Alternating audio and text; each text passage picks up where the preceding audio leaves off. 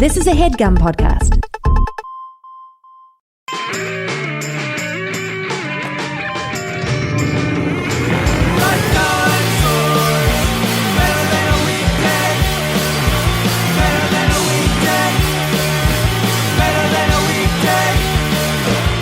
Hey everybody, welcome to the Jeff Rubin Show. I'm Jeff Rubin, and today on the Skype phone, I'm talking to Zach Mueller. Welcome to the show, Zach. Thanks, man. I'm glad to be here. Now, not only is Zach a cardist who has gotten millions of views on YouTube making these videos of him manipulating cards and kind of making the cards dance around, but he has also started his own brand of playing cards, Fontaine's. They always sell out. They're always hard to get. But before we dig into that, I think we got to make sure we understand, Zach, what is a cardist? A cardist is someone who does cardistry, and cardistry is kind of like yo-yo tricks, but with playing cards. It's the skillful manipulation of cards. How long has that been a word? Like, is that something that just started existing a year ago, or is this an ancient art form? Well, it started with card flourishing, which has been around for, I think, over like 200 years. Houdini was a card flourisher. And what is card flourishing? Card flourishing is just, I guess I know what the word flourish means, so I guess it's just when you have a deck of cards and you do something a little fancy with it, right? Yeah, I mean, card flourishing started as an accentuation of magic. So it was a way for you to show your skill on stage. So like big fans and card springs and stuff like that. But cardistry as a term, I think came around in like maybe 2004-ish, made by, or coined, I guess, by a guy named Andre Jick and another guy named Richard Z. And I think cardistry has been published as a word well before that, but they actually popularized cardistry as like this new thing. How did you get into it, and how long have you been doing it? I've been doing it now, like, I think 11 years. I'm 21, so when I was 10, I picked up a deck of cards and picked up Magic and joined the Magic Castle when I was 13 and thought that was going to be my whole life, and made a little career out of creating magic tricks, creating like sleight of hand sleights, like card controls, a way to get a card from the middle of the deck to the top of the deck without anyone noticing, or pop out moves. So you would like shake the deck, holding it in one hand, and one card, the card you wanted, would pop out of the middle of the deck.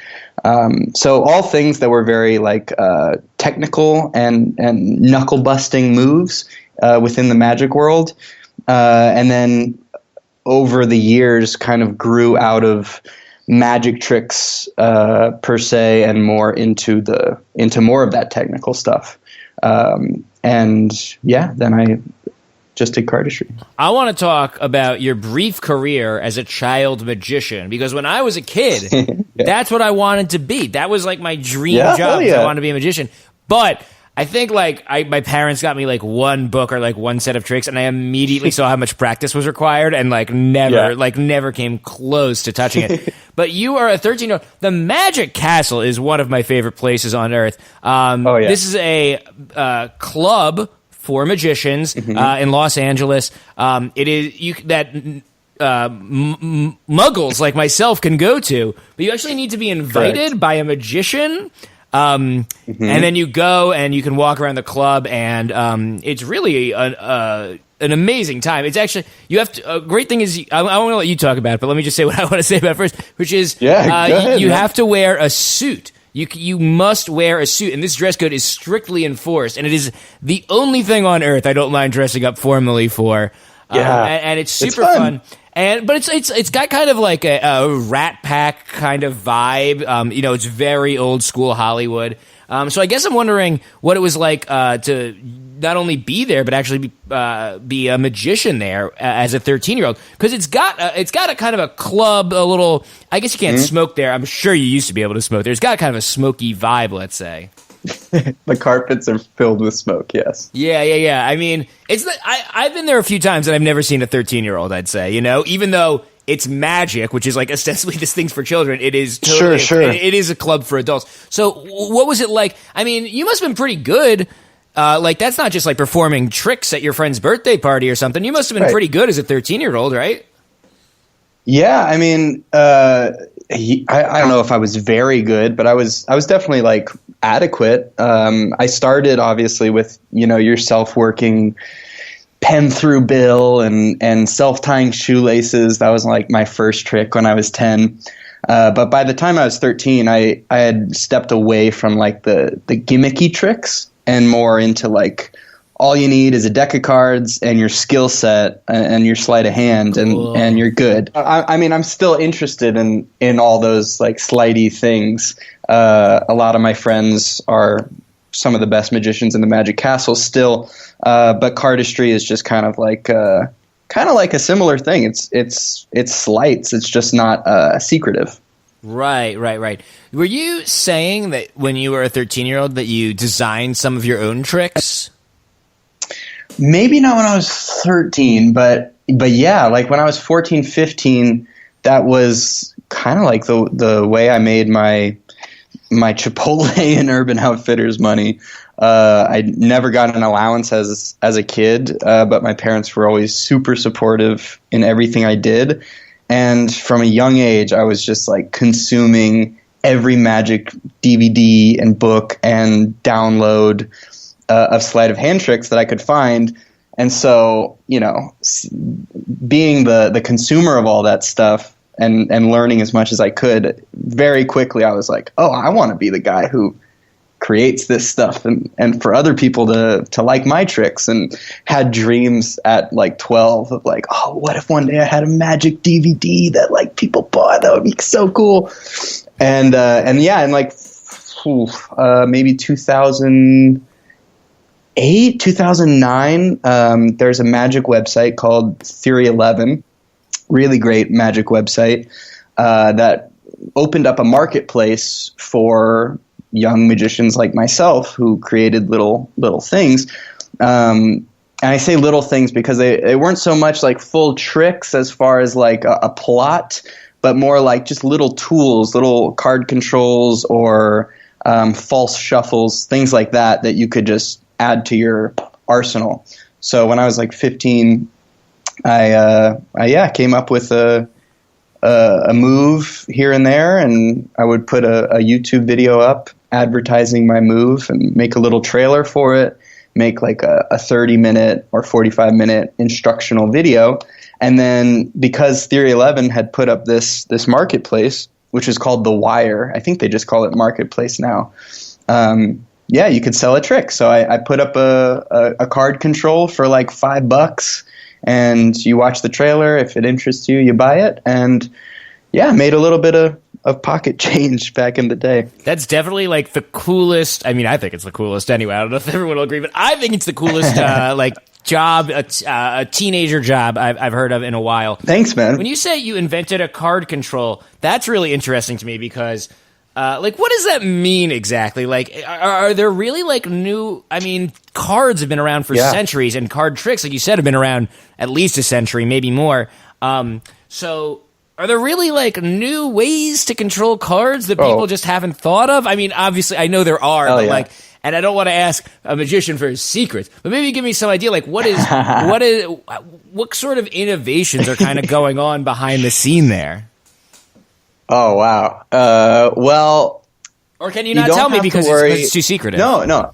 I was just about to say, I'm no longer a magician. And we can get into this later, but when I was like 18, 19, I had a big shift and decided I was quitting, not just moving into cardistry, but like, fuck magic, I'm quitting. And so I don't care now. Like, I'll tell you whatever you want. But as far as card controls go, yeah, there's tons of ways. I mean, it's limited in the newness of like, obviously, there's only a couple places you can control a card. You could control it to the top or to the bottom. Wait. What does it mean to control a card? I mean, if you were like, pick a card and someone puts it back into the deck, there's a very good chance that the magician has control over that card. So whether they control it to the top or control it into their palm to put it somewhere else. It's card control. And then there's just new. Is it possible? Again, I'm trying not to be too forward, but is it possible that you could share a new innovation that you came up with in card control? Yeah, sure. So, I mean, it's a little hard to explain without like seeing it visually, but I mean, there's a classic card control. It's probably the most common in the world, called the double lift. Which is, put your spoiler cap on, guys, but that's holding two cards instead of one, and showing it as one, but actually you have two cards there. So then you can basically switch the selected card for an indifferent card, put that indifferent card into the middle of the deck, and the selected card is actually on top. And now all of the magicians listening are like, Zach, you traitor. A huge audience. That's the classic technique. Yeah, I mean, it's the best. It's honestly like the most tried and true, still the best way to control a card to this day. And my kind of additions to a control like that would be a control where you place the card into the center of the deck, and after you place it into the deck, you give the cards kind of like a dribble, kind of a cascading motion. And in that kind of flashy, flourishy move, you've controlled the card to the top. So it was usually some kind of flashy flourish that would cover whatever the secret movement was that needed to control the card. And there's these two guys that I should mention named Dan and Dave Buck. And they were kind of the first magicians who popularized these very flashy versions of card controls and sleight of hand moves. Previous to them, all you would want is to look as natural as possible. If you were doing a double lift, you would want it to look like you were just a layman picking up a deck of cards, turning a card over. You wouldn't want to be flashy. That would draw attention to the fact that you're very skilled. And Dan and Dave, they were the first people to be like, oh no, you can do a double lift with this awesome twirling motion, or maybe you can do a double lift where you actually spin the card, you pirouette a double on your finger, which makes absolutely no logical sense of how could two cards stick together and spin. So there was this big divide of old school magicians who thought that this was blasphemy. Why would you want to be flashy and show offy when you're just trying to control a card, and you ultimately don't want the people to know that you're doing any special move.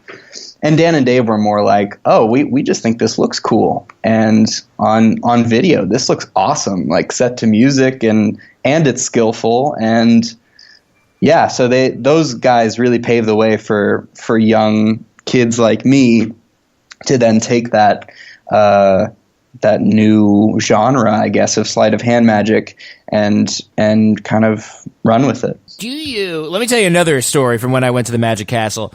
We went, and I was with some of my old college humor friends. I remember I was with Dan and Adam Conover, and we saw an incredible show. And afterwards, we're speculating how did he do that? Oh my god!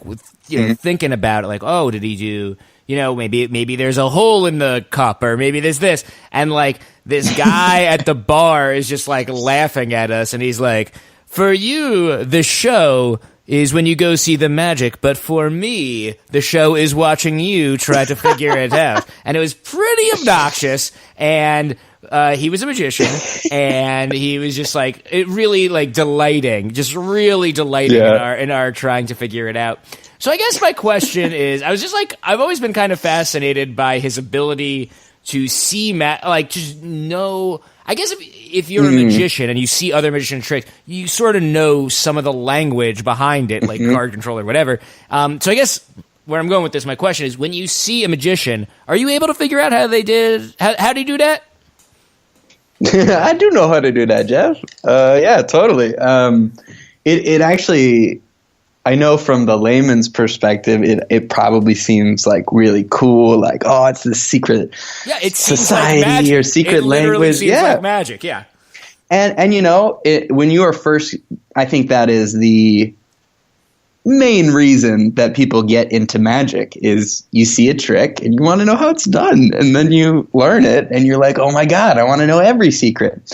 And then it's this huge snowball of it gets deeper and deeper, and there's so much to learn and to study, and there's all these subtleties. But as a person who did magic and for a long time, it actually gets somewhat depressing because then nothing fools you and nothing gives you that sense of amazement that you actually got into magic, or that got you into magic in the first place. So it is nice to be like, oh yeah, to know everything, I guess. But when I go to the Magic Castle, it is very rare that I will see something that really blows me away. And if there is something like that, it's usually not a trick. It's usually like, wow, that dude was a stellar performer, or that dude had literally endless comebacks to the drunk heckler in the front row. Like that stuff actually impresses me a lot more now than like a trick. It's very rare that a trick will blow me away. All right, so I'm dying to know. You're a 13-year-old magician. You're at the Magic Castle. I am. What happens over 5 or 6 years that makes you, when you're 18 or 19, turn your back on magic? Don't touch that dial. There's more Jeff Rubin Show right after this. Going to take a brief mid-episode pause for a word from our sponsor, Squarespace. If you look at the history of Jeff Rubin Show guests, not a lot they all have in common, but I do think one thing they all have in common is these are all people who at some point in their life took some sort of leap, tried to do something crazy.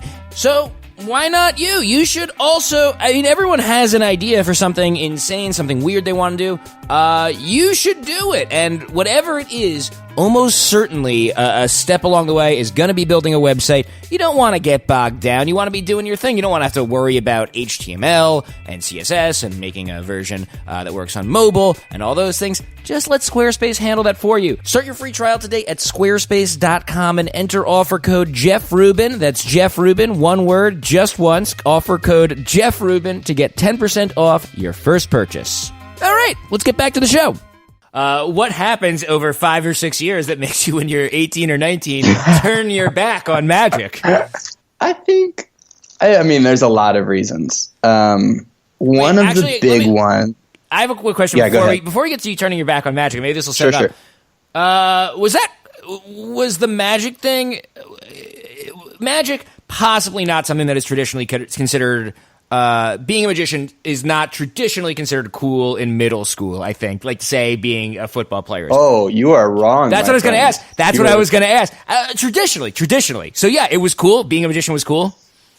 Oh, yeah, man. That's honestly, that's like the biggest part of it is the cool factor. It is literally like, you can walk into a magic store and walk out with a superpower, like, pretty much. Like when I saw David Blaine tie his shoes just by like shaking his foot when I was 10, and then I realized, oh, you can just do that for like $19.95. Begged my mom to give it to me or to get me that trick. She got it for me, and then the next day I was showing I could tie my shoelaces by shaking my foot, and my friends were like freaking out. So I think a lot of magicians that you see, especially at the castle, started out as like, these kind of, I don't want to say nerdy kids, but kind of introverted kids. And for most magicians, magic was an icebreaker or a conversation piece, or, you were instantly, people are interested in what you're doing. Everyone has seen a magic trick, whether it's on a cartoon or in a movie, maybe even if you've not seen it in real life. People are pretty interested. And then, you can like make someone's day in like a minute, which is pretty damn rare, especially when you're in middle school and you don't know how to talk to girls, but you got this, you can make their card come to the top of the deck. That's pretty damn cool. Well, if that's cool, then I give up. Why'd you quit? Okay, so there's a lot of things. One of the main things was that I made like maybe 7 or 8 of those little magic trick tutorials and was making a little bit of money when I was like 17.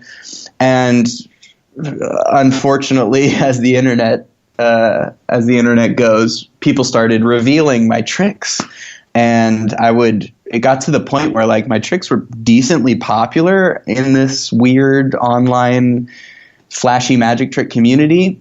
And so like I would do a teaser trailer for the trick, and before I could even release the trick, there was already like someone had figured it out, made a tutorial, and put it up. And I was like, I couldn't make any money from it. And I was like, wow, damn, I thought this was going to be like a cool, sustainable thing. And so that kind of bummed me out. Like, damn, people can just like reveal it, and it's it kind of takes out all of this work that I put into it. And how are you distributing these tricks? They're videos? They're just like videos of you doing tricks? Yeah, I mean, it's the same as like I guess any tutorial service online. You'd pay $5, you get a download code, you download the tutorial and learn it from there. Oh, I see. So these were the tricks you were trying to sell, and people were basically giving away your secrets for free. Yeah, and it was a little disappointing, one, because it's like, it takes so long for me to like actually create the trick. So the fact that it's revealed like sucks. But then also like, 17, finally find a way to make a little bit of money, and then it's like, oh no, that's completely out the door. So at the time I was also dabbling with cardistry, and I mean, it's kind of with those flashy sleight of hand tricks, it goes hand in hand. So I was always into it, and I would, but more so into the magic and a little less into cardistry. So around that time, I was like, I saw some of my other friends who were doing just cardistry and were not into magic, who started with cardistry and just did cardistry, and they were like, yeah, I think maybe not now, but I think in the future we might be able to make like a living from just cardistry. And at the time, I remember I was like, no way, man, you're crazy. Like, cardistry will never be that popular or that cool. And this was in my the height of me making a little bit of money off of magic tricks. And yeah, it hit this point where I was like, you know what? I've been doing magic for like 8 years. I hadn't really evolved much as far as performing. I've been performing at the Magic Castle since I was from 13 to 18. So for like 5 years. And I just wasn't, there wasn't anything that was really pushing me or incentivizing me to just be the best magician I could be. I was just like, there were all these things that I was like, magic is just not as cool as it used to be for me. However, the silver lining of this kind of sad, bitter story is that cardistry was this shiny new thing that was very, and still is, very underdeveloped. Like, it's such a new thing, and there's really no rules of like what you can and can't do with cards. As long as you're moving them and manipulating them in a cool way, there's really like no rules whatsoever. And so, yeah, I saw that as like a shining opportunity and shut my back on magic and just, kept doing cardistry. Did you ever consider that maybe you should get into, I don't know, marketing or just, I don't know, an office job or something? Or were you like, no, performance, some sort of performance art is my thing? Yeah, that's a really good question, because I guess there were two sides of magic that I was really in love with. One was the performing side. I've always been a attention whore since I was like 4 years old. I joined the Magic Castle, started doing shows when I was 13. But I think the performing part of magic I liked more than like the actual magic part of it. I did improv at UCB as well, and I love like theater. I really do. And the part of magic that I really loved was but aside from the performing, was like the creation of these sleights, like just sitting with a deck of cards for hours on end, doing stuff that doesn't make sense when you're just playing with it, but then all of a sudden you come up with a move that, oh, that could be something. That like creation high, I guess, like it was a really good feeling. And I realized that with cardistry, I could have that same feeling of like that inventing, I guess, of a new move. And it was kind of more liberating with cardistry because I didn't have to, there was no secret to hide. And with the sleight of hand tricks, the really cool knuckle busting technique, you had to buy it. Like it was always a secret. And with cardistry, it's kind of like the cool knuckle busting technique is showcased. Is like that's the card flourish. I don't know what your original question was. I kind of rambled there. I'm sorry. Oh, marketing. How old are you now? How long ago was all of this? So I'm 21 now. Okay, so this is not that long ago. No, still pretty recent, yeah. And is this what you do full time? I mean, yeah. I mean, so when I did those magic tricks, I was playing around with this deck design, which eventually became Fontaine's, and I made like one prototype deck and would use those in my trick trailers. And at the time, I had been like vlogging on YouTube since I was really little, and so I had a little YouTube audience. And then those people who liked my tricks were like, "Oh, we like those cards. Can we buy them?" And then, I did an Indiegogo campaign for one deck that went really well, and then I kind of turned that into my way I pay my rent. Since then, I've kind of slowly grown Fontaine into like a brand that now kind of focuses more on the cardistry aspects, less than the magic.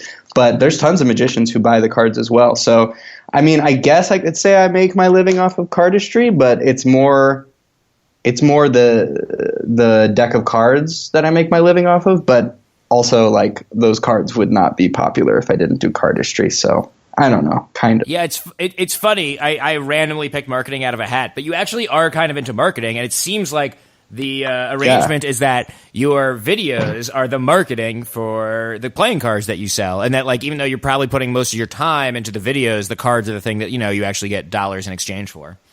Yeah, absolutely, and that marketplace on Theory 11, I really have to thank those guys for at such a young age teaching me kind of inadvertently about like how to hype up a trick or hype up any product, I guess. They were really good at like Theory 11 had these deck releases that would just be so overhyped in a good way, and they would hype them for weeks and weeks and weeks. And I kind of followed that formula for my magic tricks. I would make like 3 or 4 teaser videos before the trick trailer even came out, just to get people excited. And then, flash forward to now, I'm doing the exact same thing with my playing cards. You had mentioned that you had some friends who were into cardistry, and they were like, hey, we might be able to make a living doing this. Now, you figured out that it seems like you sort of figured out / fell into the idea that you could sell playing cards. But if you're not developing a playing card brand, how does one actually make money as a cardist? So there's very few of us, but there's 2 ways. One is to make a deck of cards and make that your brand, and sell your brand and advertise your brand.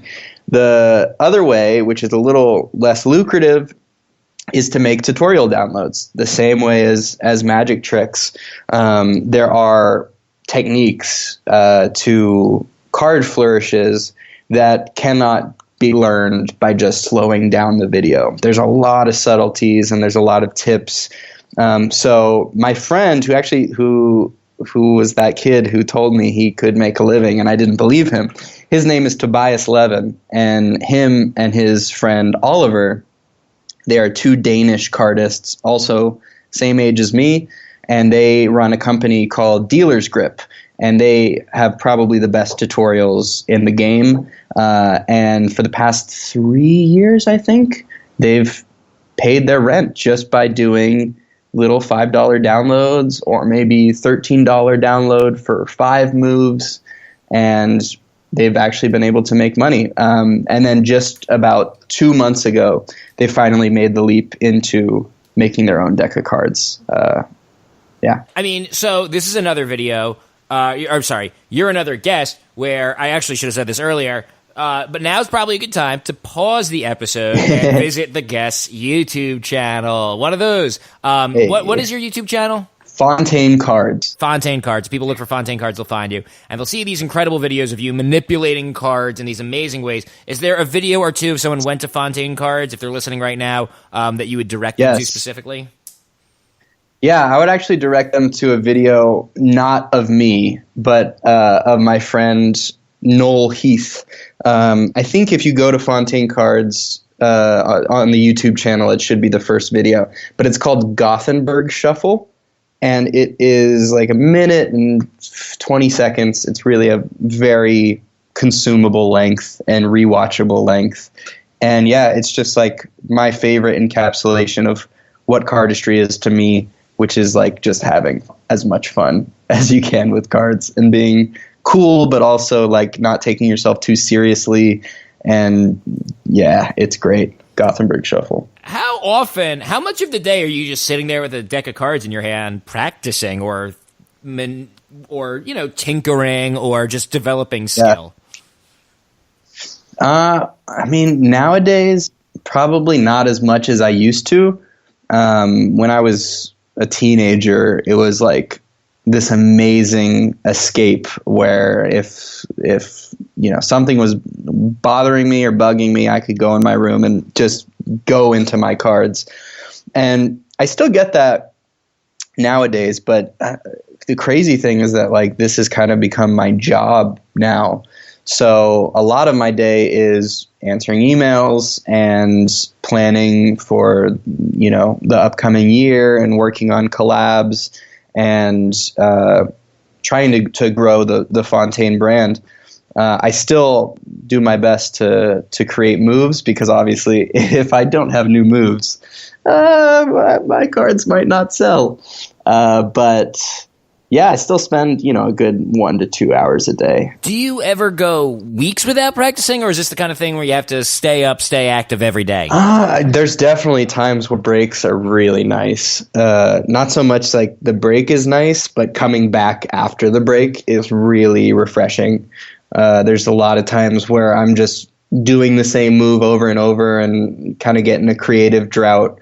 And I'm drilling moves, but not so much creating new ones. And so, yeah, if I do take like a week or 2 off, it's hard to not always be fiddling. Like if you see me around town, like I always have a deck of cards if I'm in line, if I'm in a movie theater.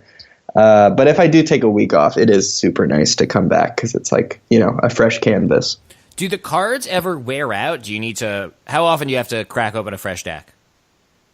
Yeah, they do. I mean, there's my friend Dimitri, who's a cardist from Paris. He has a deck that is famously like we call them poop decks when they get really, really gross, like 8-9 years of use, of constant use.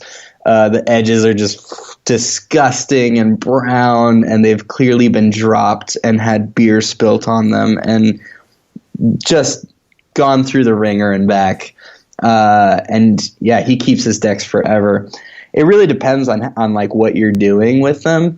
Like if you're just doing cuts, like cutting packets and moving them around, it'll probably last you, as long as you're keeping it out of away from like puddles on tables, it'll probably last you a couple months, maybe more if you wash your hands. But if you're doing moves that are like kind of pressure based, like where you're bending the cards and like putting pressure on them, obviously it's going to weaken them and they're not going to hold up as much over time. Do you ever play cards? Just, pinochle hearts? Or is it just a prop?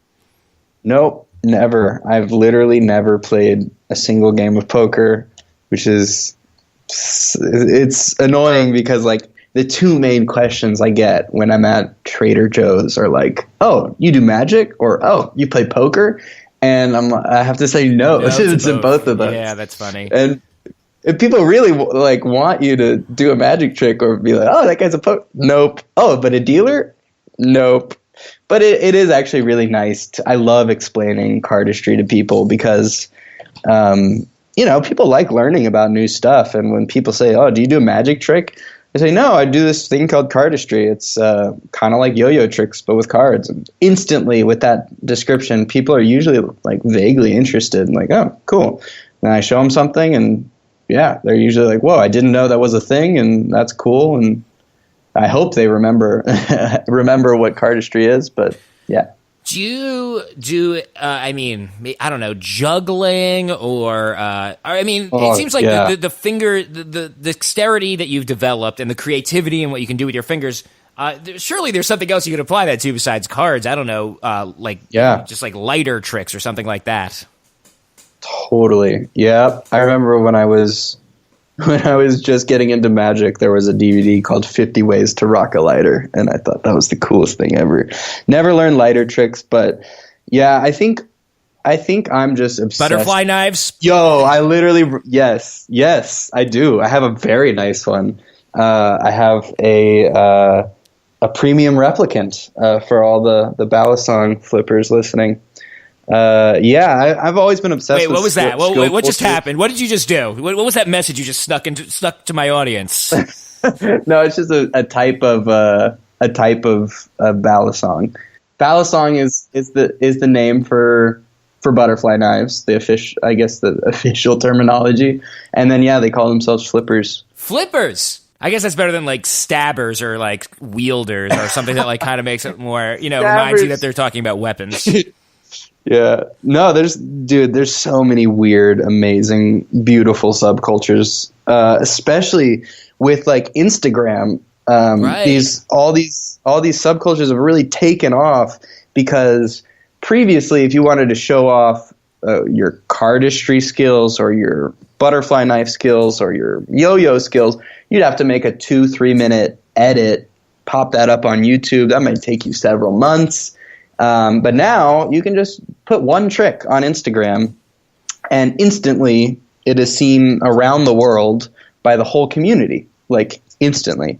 So I've just from Instagram, the explore page alone, I've gotten into a ton of weird skill cultures. Like what are some others? Kendama. Do you know about Kendama? No, this is like you are making a list of future Jeff Rubin shows now. I know. Hit me. What else? Yes. So Kendama, that's like a wooden. It looks like a cup and ball toy. It's like a ball on a string with some cups. God. I cannot wait to go search for this. Oh, I will give you some of my homies are like the world champions, and they have huge championships.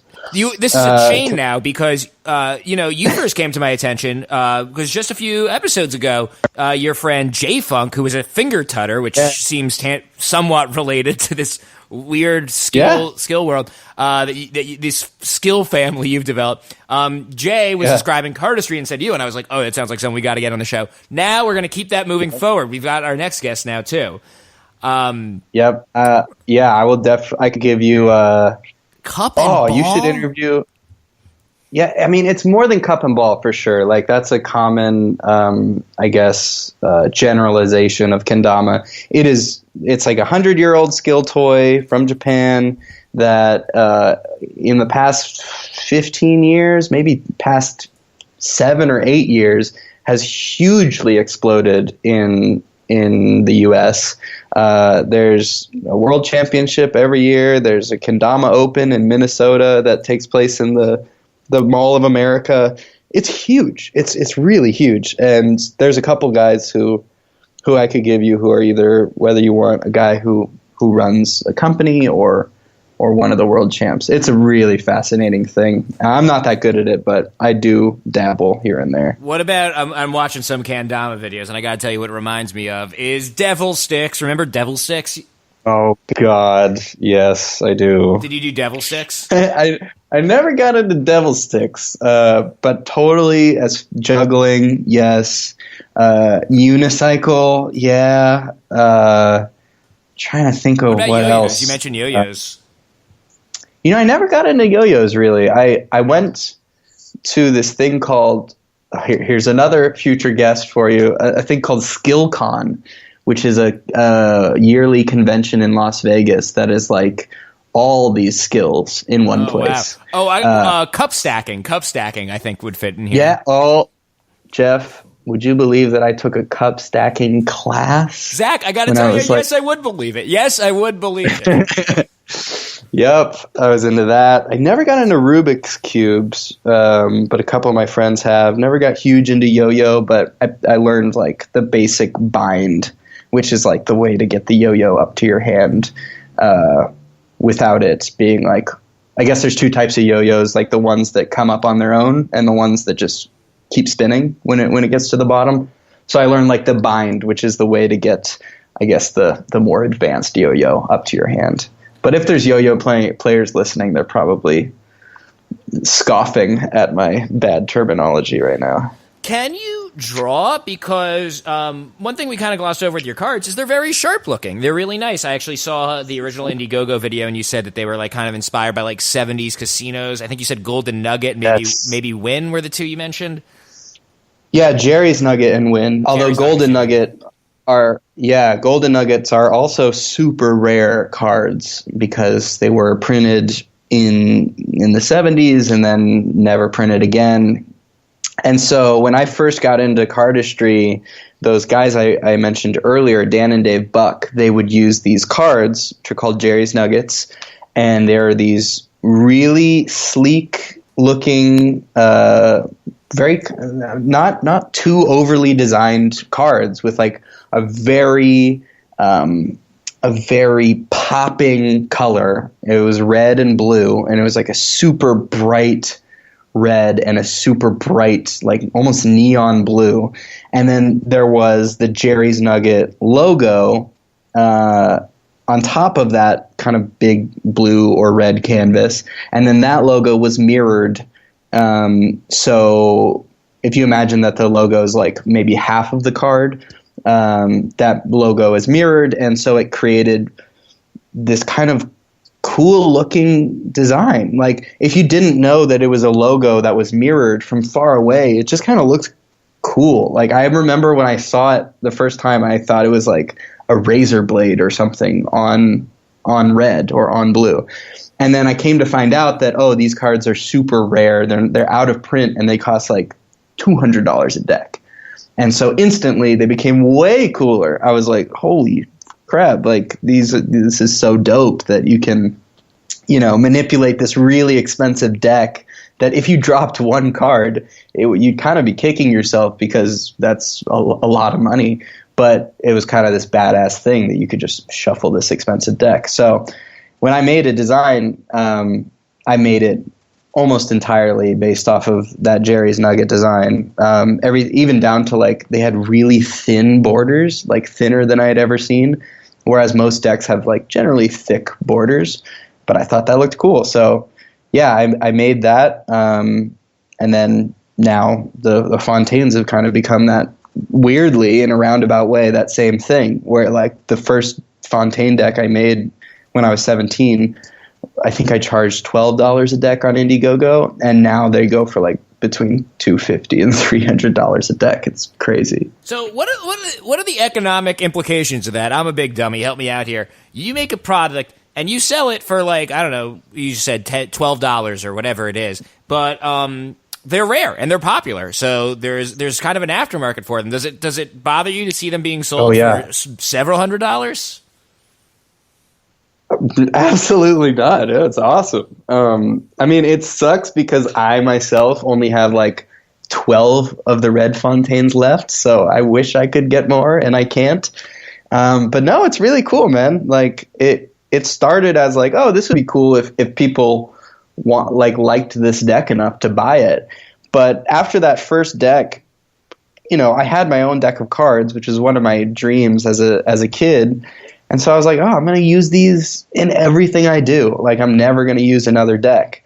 And I didn't really mean to, but that ended up working out for me because it had staying power, I guess. Like, people started seeing this deck enough in cardistry videos or in pictures on Instagram that it just became like a thing. And now there's like, I guess also partly because they resold for so much, but there's tons of people who have come up to me on the street and are like, "Oh, Fontaine."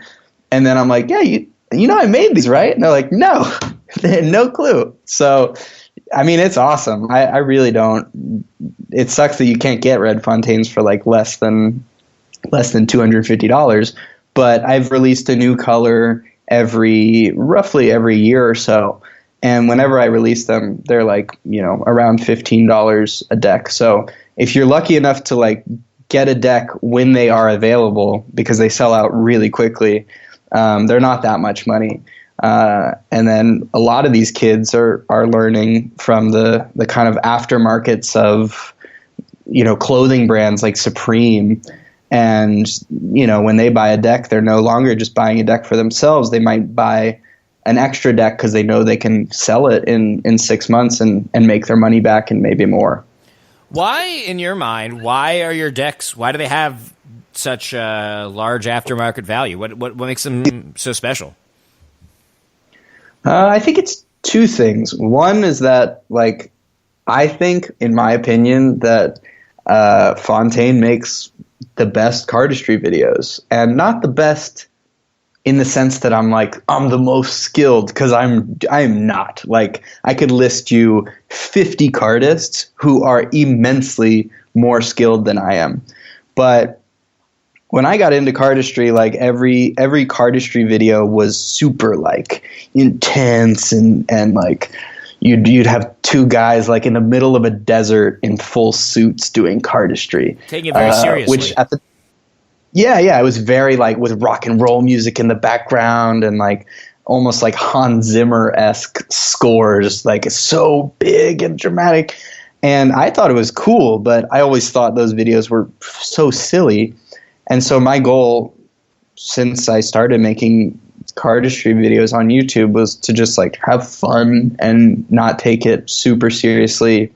And yeah, I think that is one of the main reasons why people like Fontaine, not just the cards, but also the videos that I make, is that they're fun. They're like fun to watch. A lot of them are like 3 or 4 friends just hanging out with the cards. And I've always wanted it to be less like, I don't want you to watch the video and go, wow, that guy's really skilled, but I could never do that, and I'm moving on. I always want people to watch it and go, whoa, that looks fun.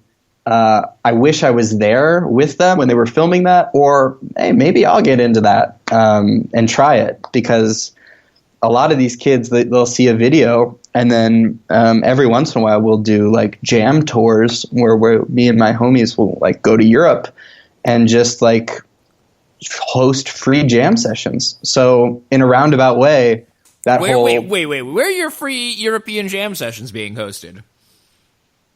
So I've done 2 tours. One when I was 19, where that was like right around the time that I stopped doing magic. So it was a lot of magicians and cardists coming to these jams. And then this year, I did another tour to promote my new pink deck. I had the pink Fontaines come out in April.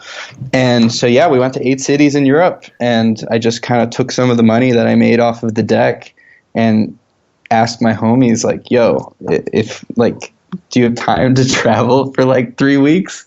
And so, yeah, we went to London, or no, not London this time, sorry.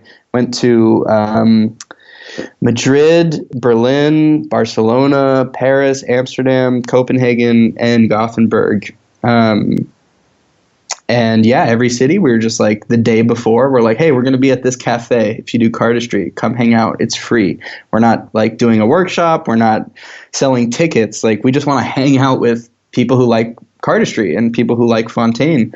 And we met all these amazing kids who are like, 12 and killing it and coming up with their own stuff. And And yeah, kind of like how I said at a couple minutes ago, of I want people to watch a video and wish they were there. In kind of a roundabout way, we're making that happen. Like a lot of these people we met got into cardistry from seeing a Fontaine video, thought it looked cool, started doing it, and then, a couple months later, we're in their hometown chilling at a cafe and making a video with them. It's pretty cool. That is cool. I mean, it's cool that you've been able to, I don't know, do all these different, find all these different outputs for it and all these different ways of kind of skinning the cat. Yeah, and it's hella fun too. All right, so we are going to attempt something right now that has never been attempted in Jeff Rubin Show history. This is a brand, it might be bad. We're going to see what happens. But we are going to try to make a video segment of this interview. And here is my vision, listeners. We're gonna talk. I'd love it if Zach here can maybe walk me through one or two basic things. Just teach me some basic cardistry skills. We're going to talk about it, so hopefully it's still fun to listen to. But, also, I'm going to post the video of this on my YouTube channel. And Zach has been generous enough to offer to film himself with a camera. I'm filming myself with a camera. I'm going to put the whole thing together so you can listen, and hopefully that'll be good. I don't know. It's about to happen. But also, you'll be able to watch this on my YouTube channel, which is youtube.com/Jeff Rubin. Jeff Rubin. Okay. Zach has a deck of cards, of course, at the ready. Fontaine's, I'm sure. Oh, the red ones. Whoa, you broke out the red ones. These are. I know these are rare now. I don't have a deck of cards, but I found these Super Fight cards when we recorded a podcast and we played Super Fight, I believe in Mystery Episode number 1.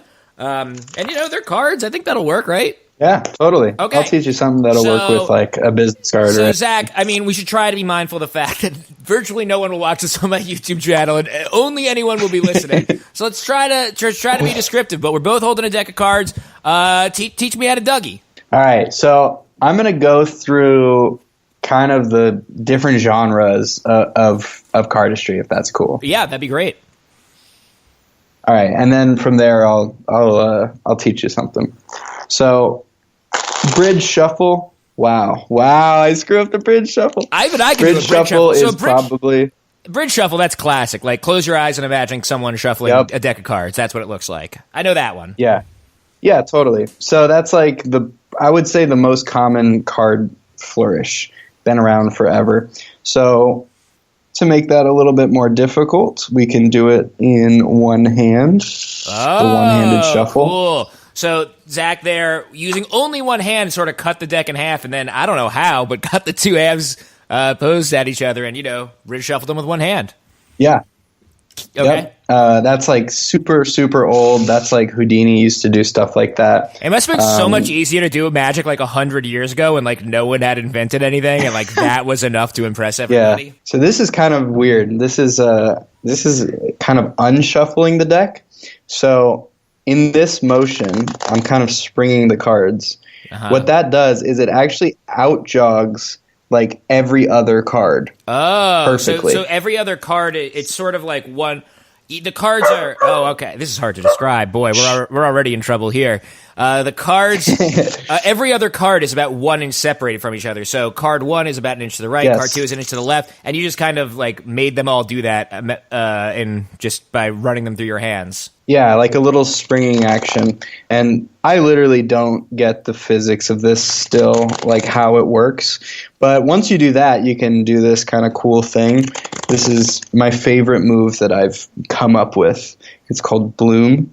So now I'm kind of splitting those two halves, and then they kind of bloom. Oh, boy. Listeners, you do not know what you're missing by not seeing this on video. He's taken the two halves and sort of floured them into two. I mean, God, I don't know how to describe this stuff, man. This is a terrible idea. This is going so poorly. This is going.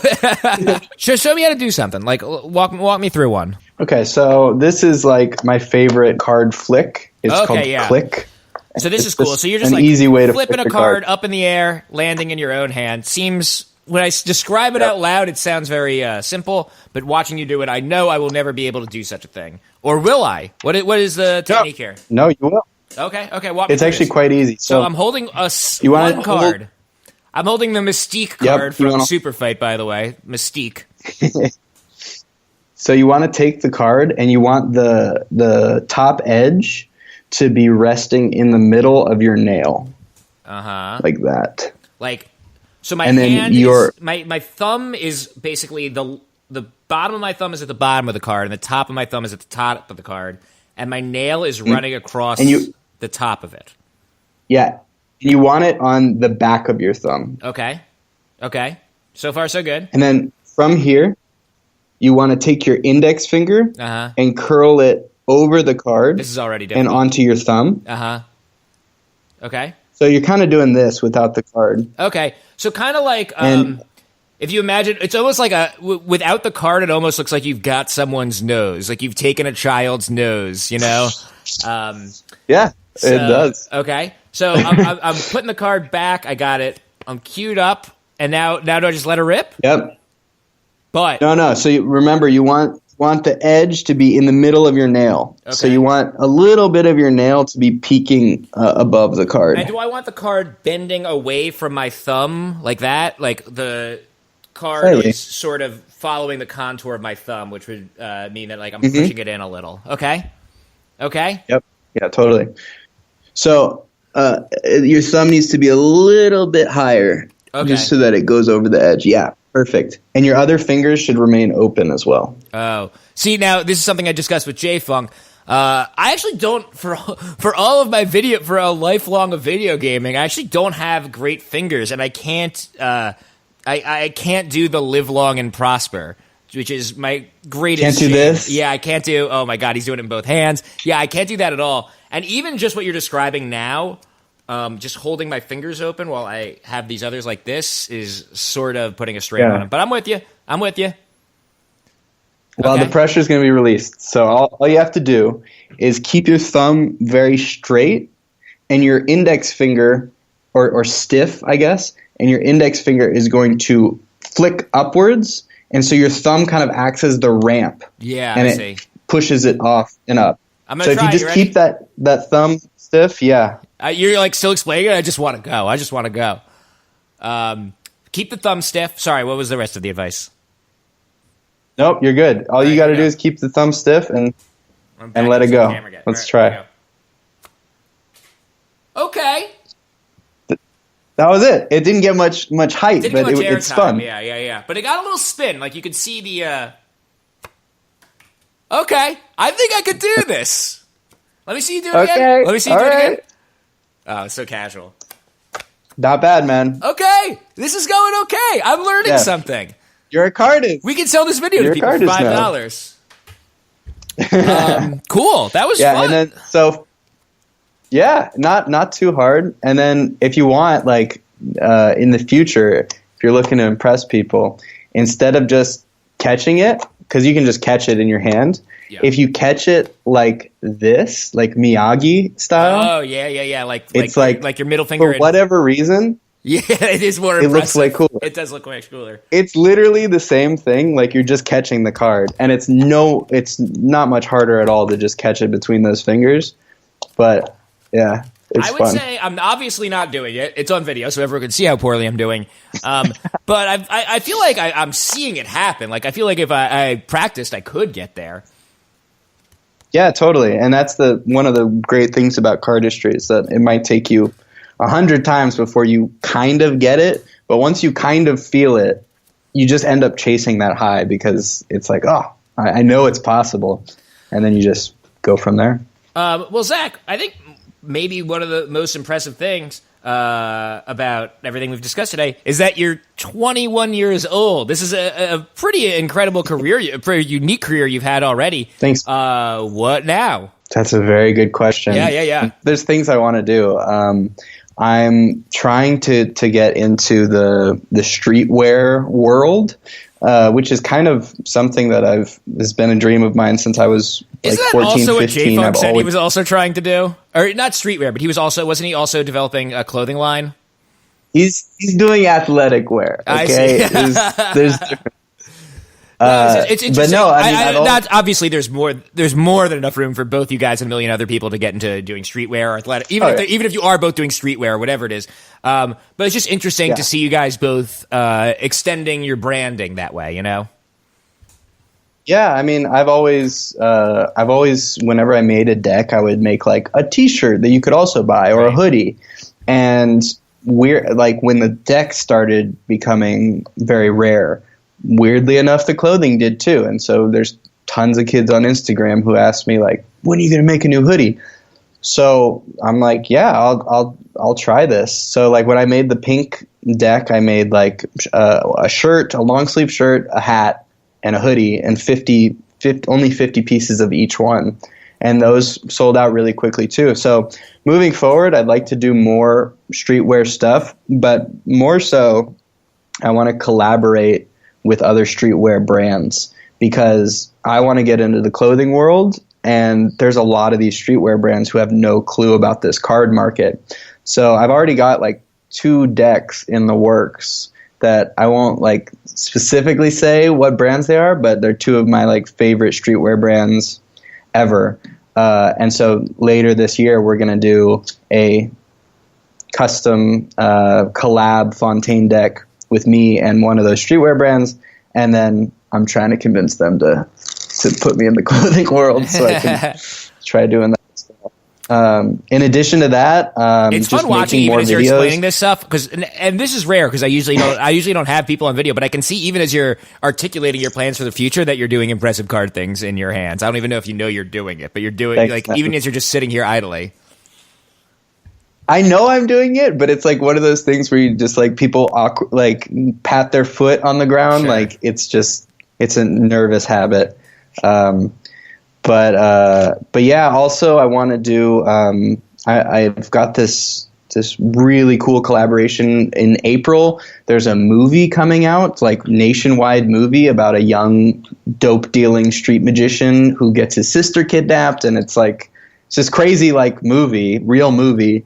And like a year and a half ago, the dude who directed and wrote it was like, yo, you want to teach this main actor some cardistry? So I taught him cardistry. Not a lot of that got into the movie, as a lot of like movie stories go. But the cards, they used Fontaines in the movie. So like, authentic. That's cool. Now, like I'm now able to see on like MTV, they're showing like commercials for this movie with my cards in them. So I'd like it to grow. Although it's always going to be a cardistry centered brand. I'd like it to be considered more of a lifestyle brand.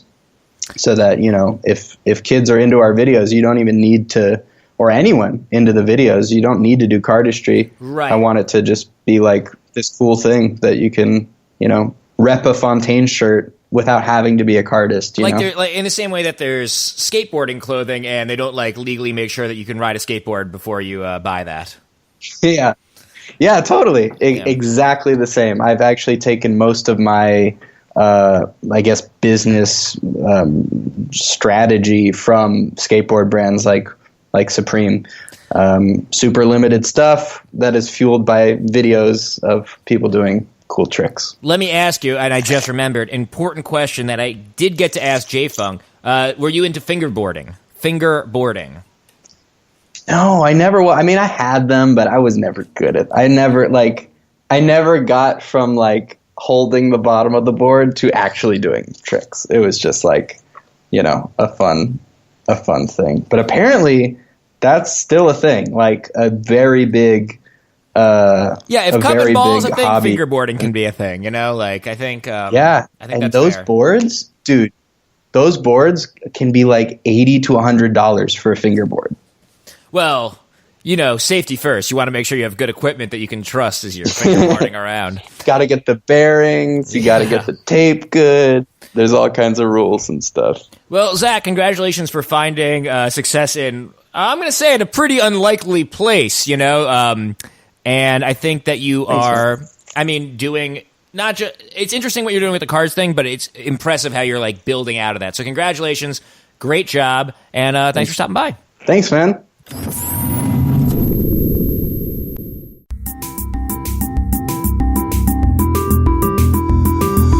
Oh, hey, you made it to the end. Yeah, this is the end of the episode. No, I've been here waiting for you. Oh, no, I just wanted to let you know that you can watch a video that you can learn the technique I learned and flip a card up in the air and catch it at youtube.com/Jeff Rubin, and you can catch me all over the internet. There is Twitter, which I am at Jeff Rubin Show. There is Instagram, which you can tell is kind of a better social network because they let your username have enough characters that it fits Jeff Rubin, so that's what I am on Instagram. And, the others, JeffRubin.com, every episode of the show. My email address is there. I'd love to hear from you. I'd love to know what you thought of this video segment, if this is adding any value to the show, if it is intolerable if you don't watch the video, if it is fun if you do go watch the video. Just something I've been thinking about doing, and, would love to hear your feedback. All right, I think that's enough for now. Like I said, I'll be back in 2 weeks. See you there. But for now, bye. That was a HeadGum podcast.